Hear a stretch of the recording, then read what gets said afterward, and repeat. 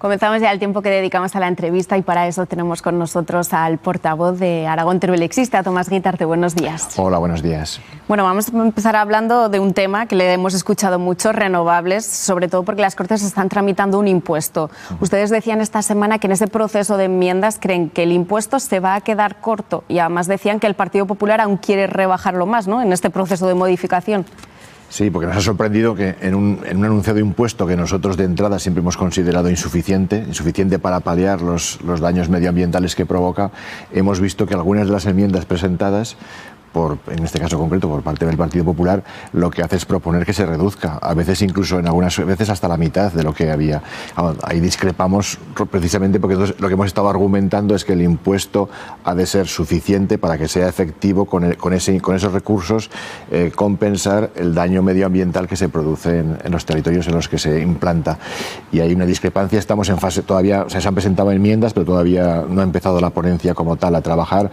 Esperamos que se pueda reconducir, porque aunque nosotros hemos dicho que esta ley obviamente es una ley tributaria, no es una ley de ordenación de las renovables, sí que es verdad que incrementando o modulando la tributación en función del daño medioambiental que se pueda producir, pues puede haber una pequeña corrección para evitar que la implantación busque aquellos territorios con mayor valor paisajístico o medioambiental.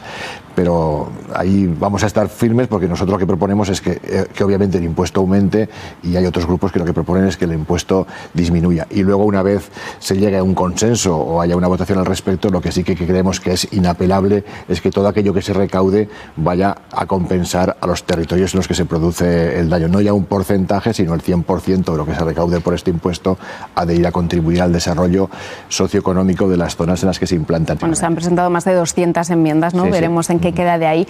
Pero sí que de forma paralela también se ha cerrado una comisión de investigación sobre el despliegue de las renovables, que ha salido de ahí. Ahora hay que elaborar un informe, pero ¿qué de utilidad han visto, ¿no?, de este proceso de debate? Bueno, ha finalizado la parte de comparecencias. La verdad es que una comisión parlamentaria obviamente tiene las limitaciones que tiene, sobre todo cuando los comparecientes se eligen por cupo de cada formación y al final comparece personas, no todas las personas que deberían comparecer, algunas incluso han excusado o han dicho que era imposible comparecer, como fue el caso de Jesús Lovera o de Arturo Aliaga por cuestiones de salud, pero por lo menos hemos podido visualizar la posición de determinados sectores que trabajan en el ámbito de las renovables, y aunque yo casi puedo adelantar que no va a ser muy fácil llegar a consensos, sobre todo en los aspectos cruciales del despliegue, sí que podemos aventurar que ha habido en buena parte confirmaciones de las posturas que veníamos denunciando, ¿no? Es decir, que se ha hecho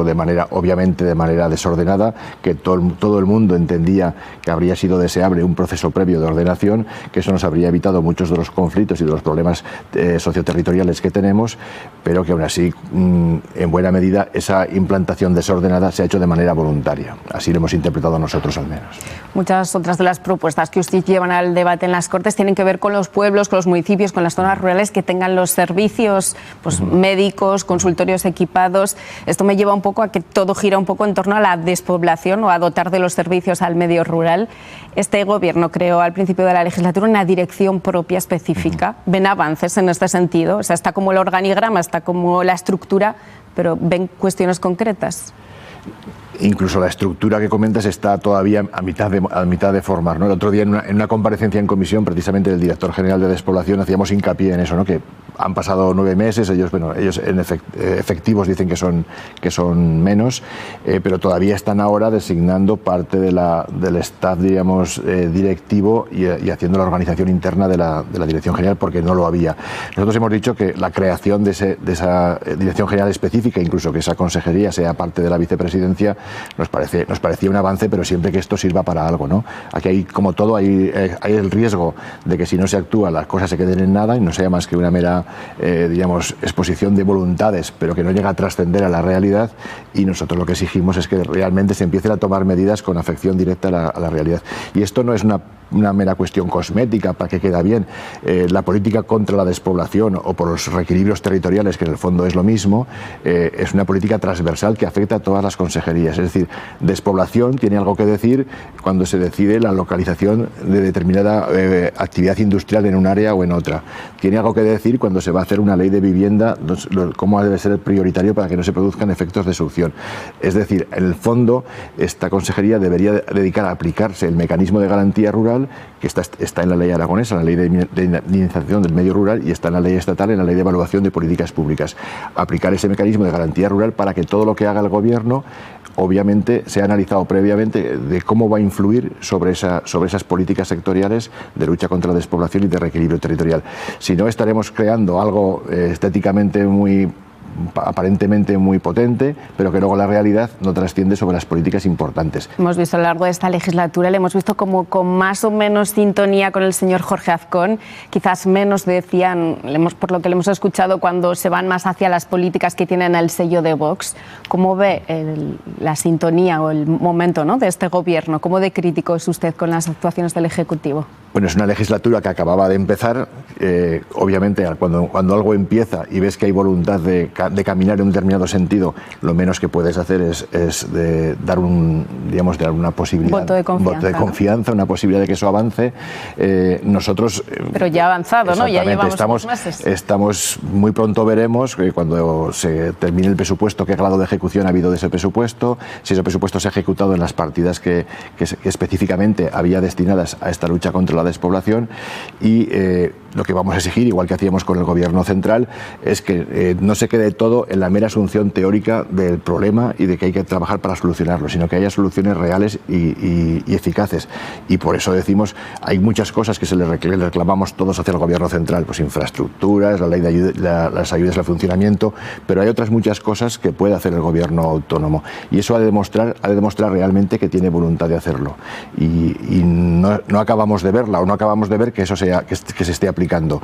Por eso digo que el plazo, digamos, razonable será el plazo de ejecución de un presupuesto, pero esperamos que haya medidas contundentes en la lucha contra este problema, que se dice asumir como una de las prioridades de gobierno también. Se refería usted al Gobierno central. ¿Qué le parece este anuncio que ha hecho el ministro sobre ese tren, esa conexión directa entre Teruel y Madrid, unos trenes que podrían llegar a partir de noviembre? ¿Es lo que esperaban? ¿Les satisface? A ver, ese anuncio es consecuencia de un compromiso que tuvo el Ministerio con Teruel Existe, porque es importante explicar el origen de este compromiso, porque nosotros siempre que hablábamos con el Ministerio de Transportes, la pega que ponía para cumplir los compromisos, pues por ejemplo con la A40, con la A25, y era una pega real, es que todo se había dejado caducar y había que reiniciar todos los procesos administrativos. Y la mayoría de los procesos administrativos, antes de la fase de obra, llevan una tramitación administrativa muy larga, mucho más allá de una legislatura. Entonces dijimos, vamos a pensar algo que demuestre si realmente hay voluntad política o no de acometer una solución que no requiera inversión previa y que no requiera actuación de una infraestructura. Y una solución era esta, era una conexión directa entre Madrid y Teruel. Directa significa simplemente sin transbordo, que no requiriese inversión más que el poner el tren, ¿no? Y ahí demostrarían si había una voluntad política de acometer esta solución o no. Hubo ese compromiso. Estaba condicionado a que se quedasen libres los Talgo 730 híbridos que prestaban servicio en las líneas de Galicia. Son esos trenes, precisamente porque esos trenes pueden circular tanto por vías AVE como por vía convencional, tanto por vías electrificadas como por vías de tracción diésel. Y eso sí que permite que la relación Madrid-Zaragoza se haga por las líneas de AVE y luego la relación Zaragoza-Teruel se haga por la vía convencional, sin necesidad de transbordo. Obviamente esa no es la solución de conexión con Madrid que pide Teruel Existe. Nosotros recordáis que reclamábamos primero una conexión por autovía, que todavía no tenemos, y también una conexión por tren eficaz. Pero esa es una conexión viable, porque solo el tráfico entre Madrid y Zaragoza hace que la línea sea rentable. O sea, si esa línea viniese por otra vía donde no hubiese un fuerte polo de demanda, sería siempre deficitaria, y esta es una solución muy parecida con la que tenemos entre Madrid y Huesca.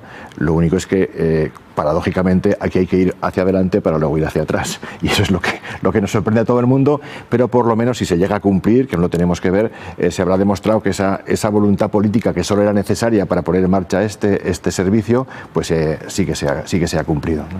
Se nos acaba el tiempo, pero no me gustaría olvidar el tema de las elecciones europeas. En unos días le vamos a ver de campaña electoral, ¿no? Con esa coalición existe. ¿Qué pretenden conseguir y sobre todo con qué argumentos van a intentar convencer para conseguir estos votos y conseguir un puesto en Bruselas? Pues por paradójico que sea, porque vamos a ser la única candidatura que realmente apuesta por un cambio, por una corrección en el modelo de desarrollo que ha seguido el país para dar oportunidades a todos aquellos territorios que han estado olvidados.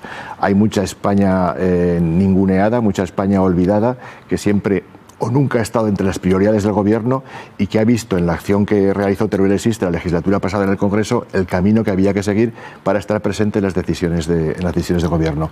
Ahí Aragón tiene un peso muy importante, aparte de encabezar yo la candidatura.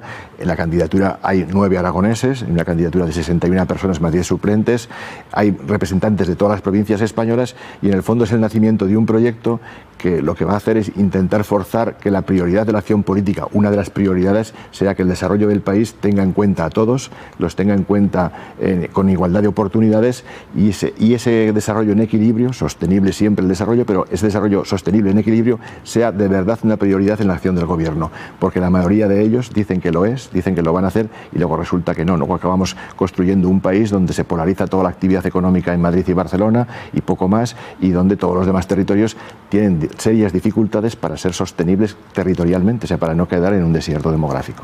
Bueno, pues veremos qué pasa de aquí a este 9 de junio. Gracias, Tomás Guitarte, por acompañarnos hoy. Gracias a vosotros por darnos esta oportunidad.